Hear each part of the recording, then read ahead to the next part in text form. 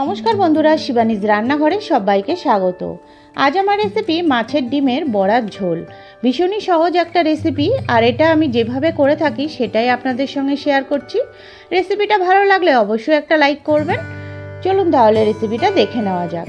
এখানে আমি কিছুটা পরিমাণ মাছের ডিম নিয়ে নিয়েছি।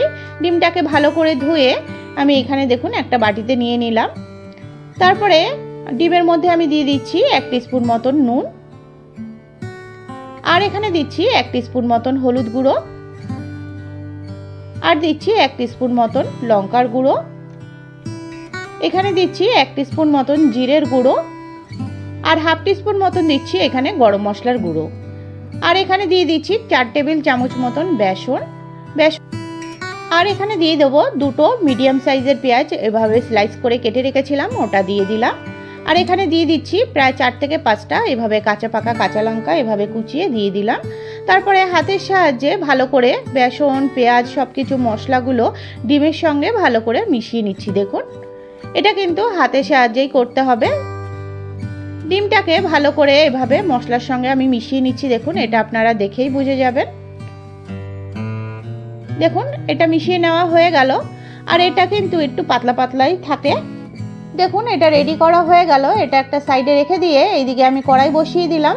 কড়াইয়ের মধ্যে পরিমাণ মতন আমি সর্ষের তেল দিয়ে দিচ্ছি। তেলটা একটু বেশি পরিমাণেই দিয়েছি, আর তেলটা দেখুন সুন্দর গরম হয়ে গেছে। এবার আমি মাছের ডিমগুলো এভাবে দিয়ে দিচ্ছি।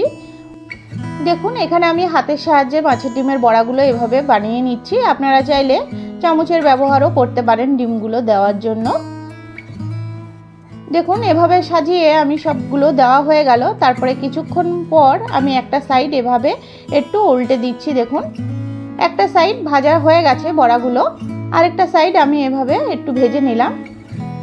দেখুন, এভাবে নাড়াচাড়া করে বড়াগুলো সুন্দর ভাজা হয়ে গেছে। আমি একটা প্লেটে তুলে নিলাম। আবার এক ব্যাচ ওই একই প্রসেসে আমি বড়াগুলো ভাজতে বসিয়ে দিচ্ছি। এখানে কিন্তু বেসনের পরিমাণ বেশি দেওয়া যাবে না, তাহলে বেসনগুলো বেশি হয়ে গেলে ডিমগুলো খুব শক্ত হয়ে যাবে। তার জন্য 4 টেবিল চামচই যথেষ্ট। দেখুন, এই ব্যাচের বড়াগুলো সুন্দর ভাজা হয়ে গেল। এবার ওই একই তেলে ফোড়নে দিয়ে দিলাম জিরে, সাদা জিরে হাফ টিস্পুন মতন দিয়ে দিলাম। ফোড়নটা সুন্দর ভাজা ভাজা হয়ে গেলে এখানে একটা বড় সাইজের আলু এভাবে ডুমো করে কেটে দিয়ে দিলাম। আর এখানে দিচ্ছি হাফ টিস্পুন মতন নুন আর হাফ টিস্পুন হলুদ গুঁড়ো।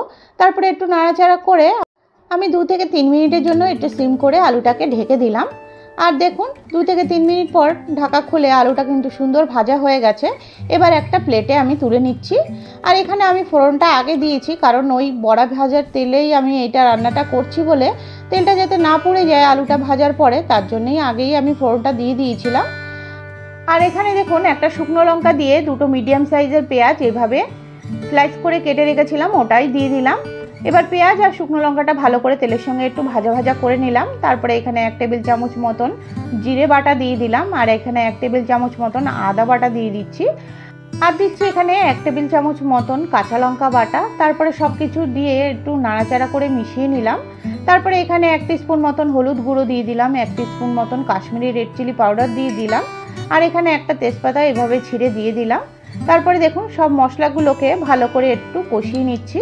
আর তার জন্য এখানে সামান্য একটু জল দিয়ে মশলাটাকে কষিয়ে নেব, যাতে পোড়া না লেগে যায়।